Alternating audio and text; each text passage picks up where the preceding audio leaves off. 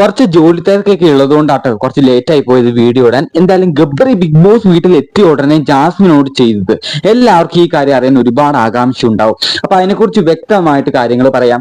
അങ്ങനെ Gabri big boss വീട്ടിലുള്ള രാവിലെ അതിരാവിലെ തന്നെ ഇരുട്ടത്ത് കയറി വരുവാണ്. വന്നിട്ട് രതീഷാണ് നമ്മുടെ ജാസ്മിൻ അടുത്തോട്ട് കൂട്ടിക്കൊണ്ട് പോകുന്നത്, ഈ റൂമിലെ കിടക്കണമെന്ന് വെച്ച് കൂട്ടിക്കൊണ്ട് പോകുന്നത്.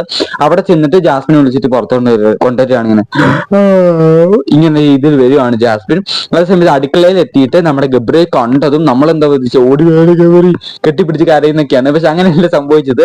കണ്ട ഉടനെ ഓ മൈ ഗോഡ് എന്ന് പറഞ്ഞ് ഷോക്കായിട്ട് പോയിട്ട് കസാര ഇരിക്കുകയാണ് ചെയ്തത്. എന്നിട്ട് അവിടുന്ന് ഓടി വന്ന് കെട്ടിപ്പിടിച്ച് കരഞ്ഞു. ഇങ്ങനത്തെ രീതിയിൽ തന്നെ ഒരു വൈബായിരുന്നു. എന്തായാലും കണ്ടിരിക്കാനുള്ള ഒരു രസമുണ്ട്. നമ്മൾ കുറച്ച് അധികം എക്സ്പെക്ട് ചെയ്തെങ്കിലും കുഴപ്പമില്ലാത്തൊരു സംഭവം നടന്നു. പിന്നെ അത് കഴിഞ്ഞിട്ട് പിന്നെ അവർ എപ്പോഴും കാണിക്കുന്ന പോലെ തന്നെ വാഴത്തോട്ടത്തിലും സോഫയിലൊക്കെ ഇരുന്ന് അവരുടെ പണ്ടത്തെ രീതിയിലുള്ള സംസാരങ്ങളൊക്കെ തുടങ്ങിയിട്ടുണ്ട്. എന്തായാലും ഗബ്രി വഴി ജാസ്മിനെ ബിഗ് ബോസ് വീട്ടിന്റെ പുറത്ത് നടക്കുന്ന കാര്യങ്ങൾ ഒത്തിരി ഈ നേരം പേര് അറിയാൻ സാധിച്ചിട്ടുണ്ട്.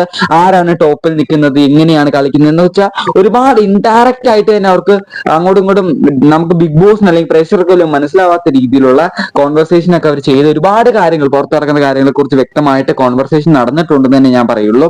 അതേസമയത്ത് നമ്മുടെ പുറത്ത് ജാസ്മിനുള്ള നെഗറ്റീവ്സിനെ കുറിച്ചൊക്കെ പറയുന്നുണ്ട്.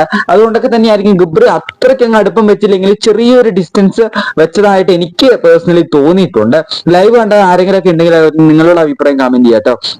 അത് മാത്രമല്ല മറ്റൊരു ഇമ്പോർട്ടന്റ് ആയിട്ടുള്ള കാര്യം കൂടി എനിക്ക് പറയണം. എല്ലാ ഓരോരോ വീഡിയോ ആയിട്ട് ചെയ്തിട്ട് ഒരുപാട് പൈസ ഉണ്ടാക്കണമെന്ന് എനിക്ക് ആരുമില്ല. അതുകൊണ്ട് തന്നെയാണ് ഞാൻ ഈ വീഡിയോക്കകത്ത് തന്നെ എല്ലാം പറയുന്നത്.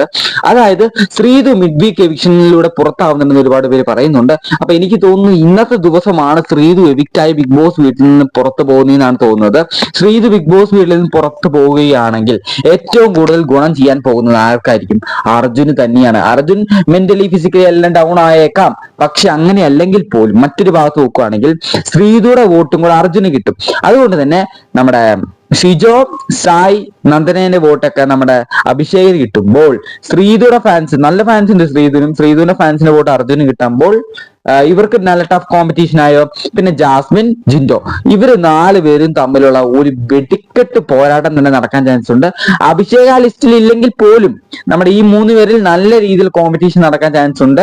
അതുകൊണ്ട് തന്നെ നിങ്ങളുടെ ഇഷ്ടം മത്സരം നിങ്ങൾ ജയിക്കണം എന്ന് അത്രമാത്രം ആഗ്രഹമുണ്ട്. ഇവന്റെ പൊന്നളിയ ചത്ത് വോട്ട് ചെയ്തോ, ഇല്ലെങ്കിൽ നമ്മളെ അണ്ണൻ തോറ്റു പോകുന്നു തന്നെ പറയാം. നിങ്ങൾ ആഗ്രഹിക്കുന്ന ഏത് അണ്ണനായിക്കോട്ടെ, ഏത് അണ്ണാച്ചി ആയിക്കോട്ടെ, ഒരു കുഴപ്പമില്ല, വോട്ട് ചെയ്യാൻ മറക്കരുത്.